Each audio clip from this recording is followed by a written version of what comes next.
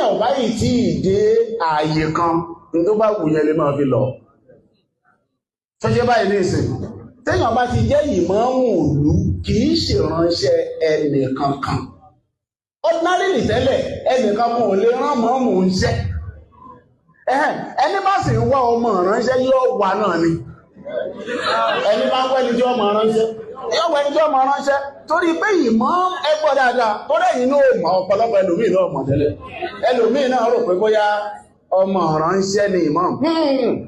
ìmáàmù ìlú kìí ṣe ìránṣẹ́ ẹnìkankan ẹnìkan tí ó ń ránṣẹ́ lọ́lọ́run tó gbéṣẹ́ fún ẹni tí ó ń ránṣẹ́ lẹ́yìn ọlọ́run ẹnìkan kan kò kìí ṣe ìránṣẹ́ ẹnìkan ṣe tí báyìí ní sìn so ìmáàmù ò kìí ṣe ìránṣẹ́ ẹnìkan kan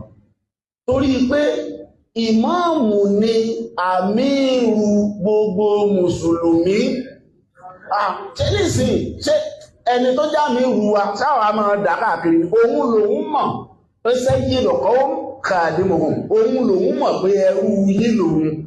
láti rẹ́ńdà sáfíìsì fún yín ní gbogbo ìgbà tẹ́ bá lè di sáfíìsì ẹ̀ a máa rẹ́ńdà òun a máa ṣiṣẹ́ yẹn kì í ṣe pé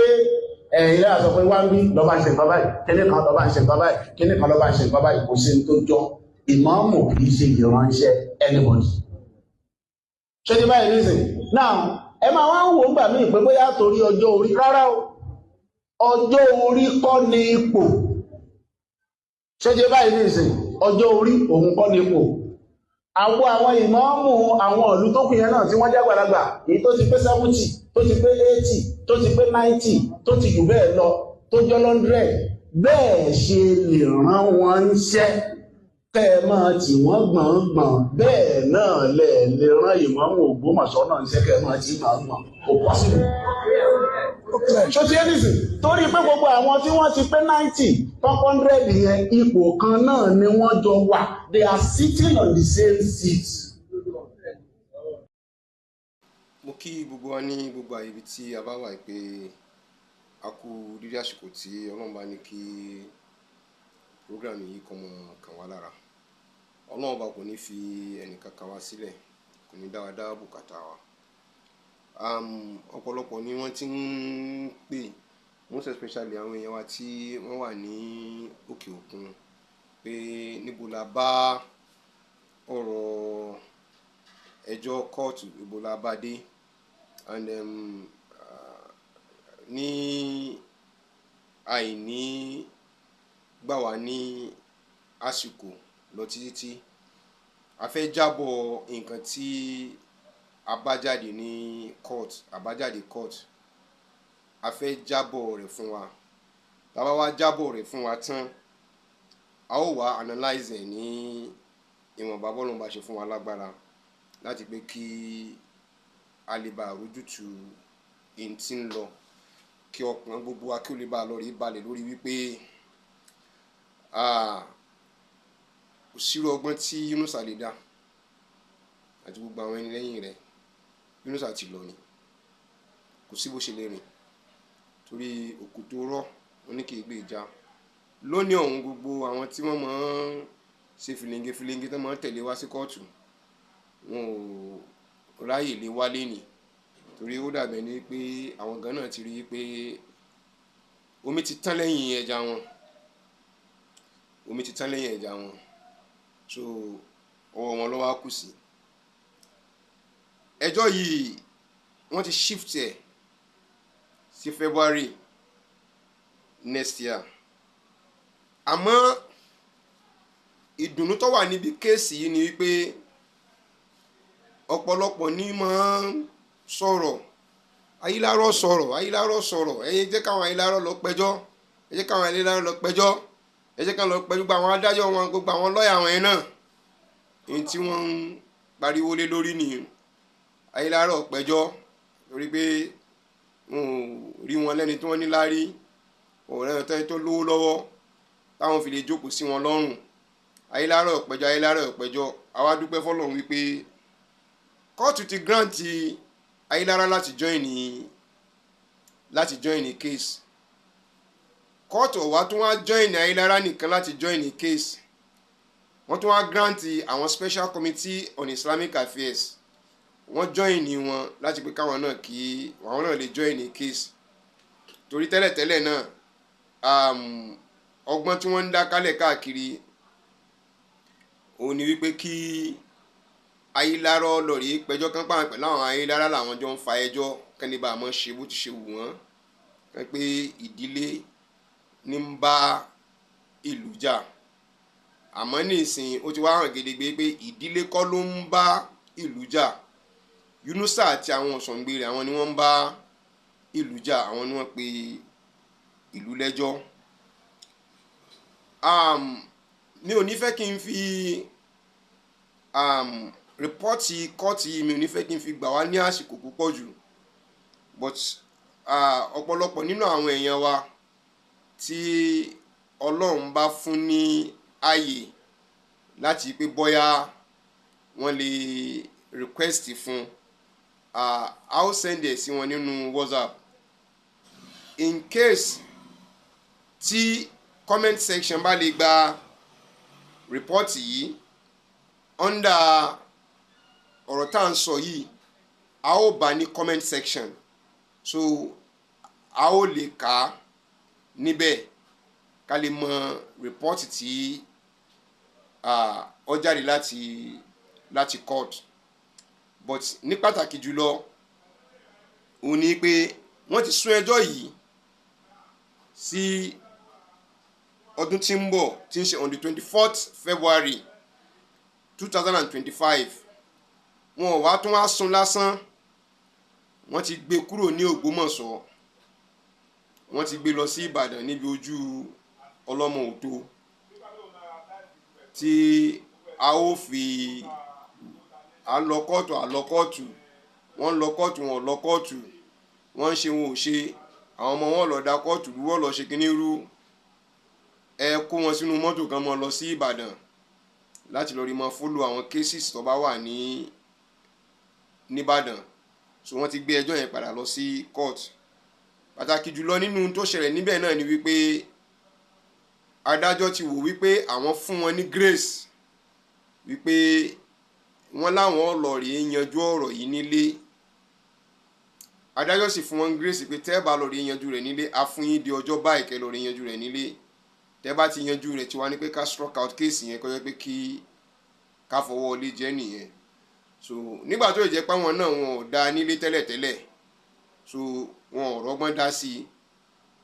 i ní tó padà wá ṣẹlẹ̀ ní wípé kéèsì ti bẹ̀rẹ̀ proper báyìí wọ́n sì ti gba ilé Ayélára wọlé láti join case àtàwọn special committee on Islamic affairs wọ́n ti gbà wọ́n láàyè kí wọ́n join rẹ̀ torí pé wọ́n ti gbìyànjú wípé kí wọ́n mọ́ gbà wọ́n wọlé tẹ́lẹ̀tẹ́lẹ̀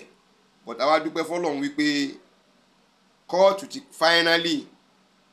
gbà wọ́n wípé kí wọ́n join ní case èyí ni wípé ó ti fi hàn ní ìsìn wípé Yunusa Tọ́líà òun ló pe ìlú lẹ́jọ́ òun ló pe kábíyèsí ìlẹ́jọ́ àti Ṣọ̀ún in council ló pè wọ́n lẹ́jọ́ bí ó ṣe wá rí bí rúlà tí ó fi ra orí bí sọ́ọ̀rì ní ìsìn tí mo mọ̀ pé nǹkan tí ò lè ever ṣe ni pé Yunusa ọlọ́yún o à ń pàlọ́ lọ́wọ́ ni lílọ náà ṣe kí ni ní kẹ́yìn bọ̀yìbọ̀yì Yunusa ti lọ tí ó sì sí wọ́n ní tàbí ṣùgbọ́n níbẹ̀ lórí fídíò tí mo kọ́kọ́ fi sí láti pé kẹ́ ẹ wò lórí fídíò yìí ìní Yunusa ti ń sọ boldly bí inú ilé wọn bínú ilé títí wọn tó ń kílèmù pélé àwọn ni bínú ilé wọn bó ṣe já sí wípé that is video tẹ wò kàn bó ṣe já sí wípé ààfin ní ṣe gbogbo ẹ̀ fáwọn ilé tí ń jẹ ìmáàmù but nínú ẹjọ́ eléyìí tó pè ó ní kábíyèsí kọ́ ló fi òun jẹ that is inú ààfin kọ́ ni wọ́n ti fi òun jẹ àti pé nínú àwọn ọ̀sọ̀ǹgbé rẹ̀ tí ń kó kálẹ̀ káàkiri ẹ rí inú fídíò àkọ́kọ́ tí mo kọ́kọ́ fi sí kẹ́ tó mọ wọlé wípé ó ń fi agbára gbogbo power ló ń fi ń sọ̀rọ̀ wípé òun ò yéṣu jíṣẹ́ fẹ́nì kankan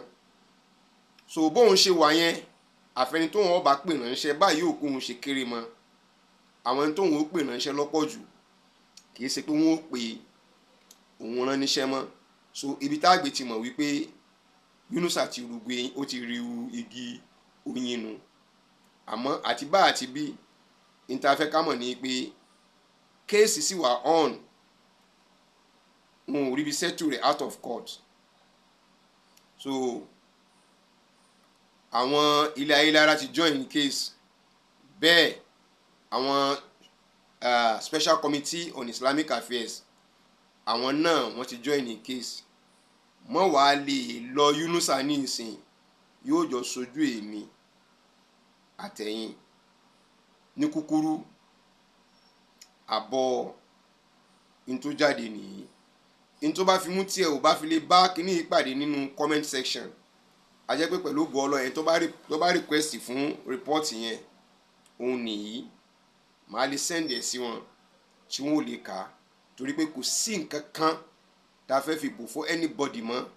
transparency ni láti pé kí àwọn èèyàn ó lè bá wa mọ ibi tá à ń lọ àìmọ̀ sọ ẹ mọ̀ rojọ́ tá à ń bá kálẹ̀ káàkiri ń jẹ́ káwọn kan máa dágbádá lulẹ̀ ní mọ́sálásí tán sọ pé wọ́n lè jẹ́ lọ ẹ̀yìn ayé lára ẹ mọ̀ ṣe kíni kan wọ́n rò pé wọ́n máa fohùn fi dẹ́rù bà wá ni ẹ ò lè fohùn dẹ́rù bà wá dúdú lẹ́yìn ọwọ́ lọ funfun táwọn ọmọ wọ̀ kiri náà nìyí pẹ̀lú ògo Ọlọ́run àwa náà lápadà lékè yín àwa lápadà lékè yín gbogbo ń tẹ̀ ń ná ànádànù ní ọmọ jẹ́ ànádànù ní ọmọ jẹ́ pẹ̀lú ògo Ọlọ́run ọba Yunusa ọjọ́ náà tó tún díjọ́ kan lónìí ẹ kó àbọ̀ sínú court ìwọ pẹ̀lú àwọn ilé ayélára ẹ ó padà tún wá jọ fojú rinra yín níbẹ̀ ní tó ti ń sá fún látijọ́ yìí àwọn ilé ayélára ó fi Kùránì búra nu mọ́sálásí wọ́n fi ìjọmọ ọkọ hàn a ó wà á wò ó bóyá ó àfáàm ni àbí ó fi Kùránì náà ó fi búra bó àfáàm a ó sọ fáyé pé ṣe ẹni tá fi ń ṣe ìmáàmù agan nígbàgbọ́ sínú Kùránì bó o sì fi Kùránì búra ó dá wa lójú pé Kùránì ní fi ọ́ lẹ̀ kò ní spare rẹ̀ orúkọ Ọlọ́run bọ̀ ò ní spare rẹ̀ so nídìí èèyàn ẹ máa retí ọ̀rọ̀ Yunusa ní court ẹ jẹ́ kó máa ṣe nǹkan tó wù kó tó dìgbà náà àwọn nǹkan míì tí ó tún dáná bọ̀ ń di ó dáná bọ̀ nídìí a ò lè sọ fún yín pé n tó kùtà tó fẹ́ ṣe ni àmọ́ ẹ ó rí nǹkan tá a fẹ́ ṣe àmúhùn náà mọ̀ bẹ́ẹ̀ pẹ̀lú ògo Ọlọ́run a ṣe sùúrù torí Candle Carnival tá a fẹ́ ṣe ni la fi ṣe sùúrù pẹ̀lú ọ̀rọ̀ rẹ̀ àmọ́ pẹ̀lú ògo Ọlọ́run ọba immediately after the carnival a ó jọ gbélé gbọ́ láàrin wa pẹ̀lú rẹ̀ bí iṣu bó ṣe kú bí ọ̀bẹ bó ṣe dú gbogbo ọ padà gbọ́ bí kú ló lóko ni bí tàkúté ni àtijọ́ kẹsẹ̀ bọ́ bóun ló nílùú ni báwa la nílùú ni àtijọ́ kẹsẹ̀ bọ́. Assalamu alaikum warahmatullahi ta'ala wabarakatuh.